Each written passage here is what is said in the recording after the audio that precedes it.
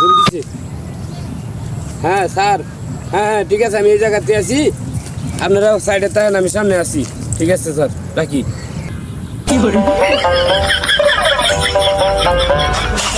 না বেচাইনি তো ঠিকভাবে হইতেছে না, করবো আজকে। ভাই লাগবো নাকি? ভাই তোরে তো আমি খুঁজতেছি। কি ভাই এটা তুই আমার চিনস? এই তুই আমার চিনস? তোরে তো বেটা খুঁজতেছি, দেখছ এটা কি? স্যার আমি আর একটা কামই করছে, বিশ্বাস করেন স্যার, এই যে পোলান্ডি, এই যে যুব সমাজটা নষ্ট করে আলাইছে স্যার, বিশ্বাস করেন। এই যে দেখেন, এই যে ডাইল হয়েছে,